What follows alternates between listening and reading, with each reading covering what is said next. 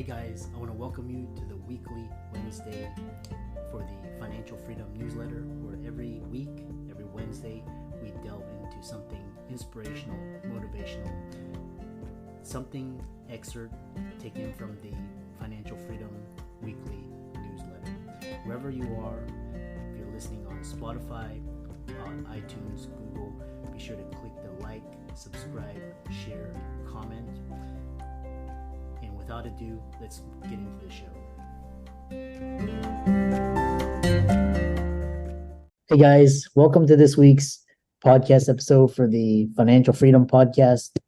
And I'm your host, Dr. Christopher Liu, and I'm happy to today's episode talk all about bringing ideas to life through innovation. And the guest today is Thomas, and he is the founder of I2E Solutions, which is a consulting practice helping companies bring their ideas to life. So today's talk is going to be all about growth strategy, innovate, and innovation. So Thomas, welcome. Hey, Chris, thanks. It's a pleasure to be here. Thanks for having me on the show today. Yeah. So, briefly, 2 to 3 minutes, tell the audience about your background, your story, and what you do. Yeah, sure. So engineer by trade, or training, I guess we should say, right? I spent 20 years in multi-billion-dollar companies doing things and solving problems nobody else really wanted to do, or they didn't know what to do with, right? So I started out at Ford Motor Company, fantastic education at that place, doing manufacturing strategy, product development. And then I switched. I mean, the car is probably one of the most complex mass-produced consumer products on the planet. Like, if you can think of something that's more complex, let me know, right? I'm into rocket ships or airplanes, but people can't buy them. So, I think it holds pretty high in that standpoint. Left Ford to a supply chain company called CHEP, which actually pools pallets. So, total opposite spectrum of complexity, right? Cars, to wood and nails. But the scale of the company off the charts, right? So they're making like $1 billion a year in the US alone renting pallets. So I joined the company to learn about scale, did a lot of product management for them, and then got into strategy and innovation with them, started up an innovation program for the Americas, trained over 500 people in innovation when I was there, and really ran their global product development and R&D efforts. And then I spent a couple of years at a company called Cox Automotive, trying to help them transform how they kind of manage their systems and processes as well. So taking all that, I started I2E to really take that knowledge and help other companies innovate. And like you said, I love to help companies find great ideas and then bring them to life, right? And that's kind of my passion and my sweet spot. So that's what I'm working on now. So fascinating story. And so we'll dive right into it. And you help companies with innovation, strategy training, brainstorming, business model development. So, one of the big things in today's society is this idea of culture, and you have legacy industries, companies, and you have innovative, like the most valuable companies, tech companies we all know. So you have this idea of how to act in an innovative culture, and can legacy companies become innovative? Yeah, I think, to hit that head on, I think any company can be innovative, right? And I think any company really innovates already, right? So if you think about disruptive versus, and I'm going to take a sidebar, disruptive versus incremental innovation, most companies are doing some sort of incremental innovation, right? They're bringing out a new product every year, and they're putting updates and new features or new enhancements in it. So they're doing innovation already, right? Now, they might be doing it poorly. They might be missing the mark. Their products might be failing. They might be adding too much cost, right? So they might be doing poor innovation, but they're trying to incrementally innovate every year anyway, right? The culture piece is where, you can change the game, where you start to get better innovation. You start to bring it out faster. It's more customer focused. You can, take bigger bets, try new things, and everybody's working together, right? So for me, the culture piece really starts with a couple of things. One is alignment. You got to have alignment from the growth strategy on down. Why are we doing it? A lot of companies put innovation in a small group, and that group runs off and does innovation, but it's not actually achieving their growth strategy, right? It's doing what they think is cool, right? So if you don't have alignment, innovation is going to be a struggle. The other big piece for me is that you have to operate cross-functionally. Again, putting innovation in one team, it's going to fail. When that product team or innovation team comes out with a new widget, you're going to get a lot of not invented here syndrome, and people are just going to, shut down, and they're like, well, we can't build that. We can't do it. The customer doesn't want it, because nobody was taking along for the journey of the development of that, thing or widget or product. So those are kind of the two big ones when I think about culture is, are you working cross-functional, and do you have alignment through your organization from the top down? Yeah. Interesting. I love that. And the other idea is this where finding the right ideas to grow your business, and how do people know if they're working on the right ideas? Talk more about that. Yeah, sure. So let's just start with finding the right ideas.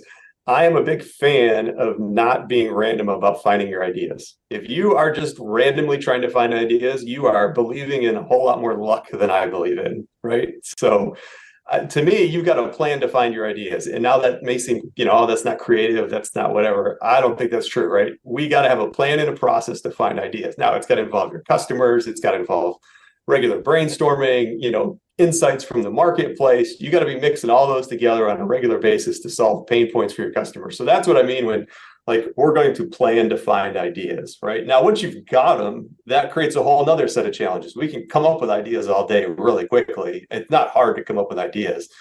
What's hard is then, to your point, how do we figure out which ones to work on? Because a lot of companies think all of the ideas are cool. We should chase them all down.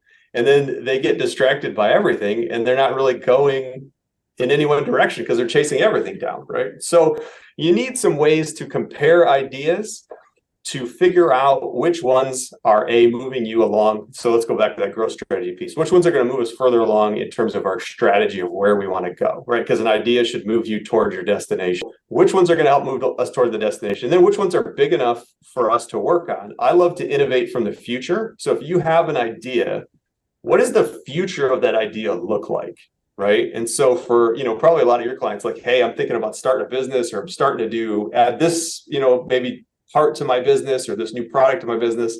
What I would say is innovate that idea from the future. What does that idea look like 10 years from now? And do you even like it, right? Because I'll talk to people and be like, well, I want to get into this business line. I'm like, great, let's talk about what it is. Well, it's 20 million, blah, blah, blah. All right, how many people do you need to run it? Well, I need X number of salespeople. I need this. And you start talking to me like, does that sound fun to you? And they'll be like, no. Okay, well, then find a new idea, right? So innovate from the future when you're doing this kind of stuff. Look at it not from today's perspective, but where will this go? And then decide whether or not this is something you want to do. You also, previously you alluded to disruptive or incremental. So which is more important? Both, or which one's more important? Both. And here's why. So disruptive, I think, is key because it changes a marketplace. Incremental, I think, is key. And disruptive gets all the press and it gets all the media coverage, right? Incremental is where you make all the money, right? Let's think about this for a minute. So I worked at Ford for 10 years, right? The Model T was a manufacturing disruption. So the car already existed, but they were expensive, hard to build. Henry Ford does the Model T, drops the price because he can manufacture them, right? So it's a disruption in how we assemble cars, lowers the price of the car. Now you're looking at a horse or a car. That's a disruption. That's a real disruption, right? Well, that company's been around for 100 years. They haven't disrupted the marketplace in 100 years. Again, they've done incremental innovation. The car you can buy today is a whole lot better than the Model T, but it's still a car, right? So think of all the billions of dollars they've made off of incrementing off that one disruption. There's a ton of money. I mean, you could take the iPhone as well. iPhone was clearly a disruption in the marketplace, but what are we on now? Number 15, right?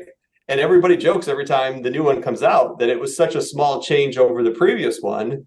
What are they doing, right? Well, they're incrementing slowly, right? And making a ton of money doing incremental innovation. So the disruptor got them in the marketplace, but the incremental innovation keeps them there and is where you can just make an absolute killing in terms of money.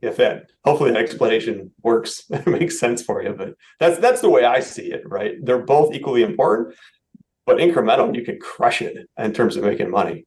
That's interesting. And, coming from, Ford and, as a consultant, what do you see as requirements for successful innovation programs within companies? Yeah. So when I look at a company, the first thing I look at, it goes back to that alignment.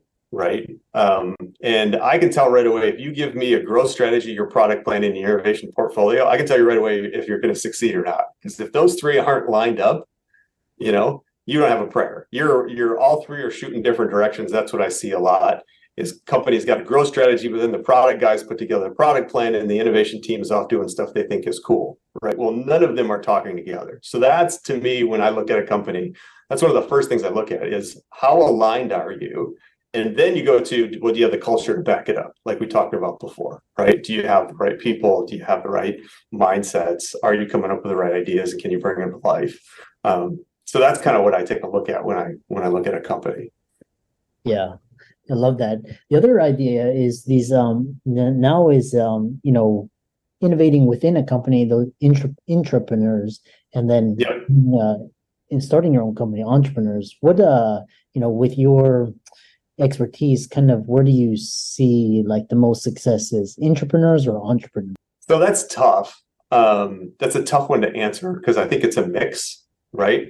What I will say is I'm going to take it back to, let's talk about the intrapreneurs, right? If they're trying to do something disruptive, you have to manage it differently than an incremental innovation because the competing forces within won't let a disruption happen, right? So if we're coming up with something that's going to disrupt where we are today, the forces, the KPIs, the metrics, the money is all being funneled to the main product that everybody's working on. What happens then if you're trying to disrupt that from within, you're going to really struggle because all the momentum is going to the existing product, right? And that's where being an entrepreneur on the outside can do better at disruption because they don't have all of that that inertia weighing the company down, and they're fighting just to make that one disruption happen. And there's no other distractions, right? So I think disruptions happen probably better on the outside, and then incremental can happen better on the inside. Yeah, that's very insightful. It's been a great. How can people what resources would people talking about innovation, coming up with good ideas? What resources, books, podcasts, YouTube channels would you recommend? Yeah, that's a great question. I don't have anything off the cuff. I can put some stuff together and put it on my website for sure that I could share with folks. I'm just not coming up with any at the moment. Sorry about that. But if you Google, well, here's a couple. So IDEO, it's a design consulting firm. They've got some educational stuff out there in design thinking. It's fantastic.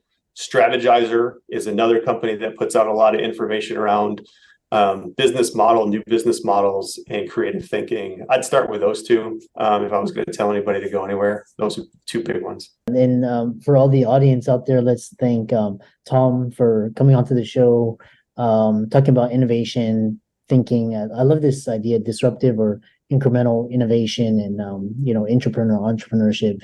And all of his resources will be in the links and show notes. And with that, thanks so much for coming onto the podcast. Yeah, thanks, Chris. I really appreciate you having me.